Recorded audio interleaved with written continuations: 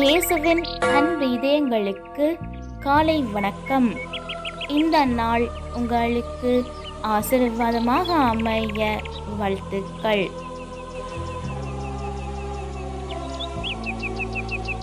இப்புதிய நாளுக்கான ஆசீர்வாத இறைவசனம் எண்ணிக்கை அதிகாரம் 6 இறை வார்த்தை 25.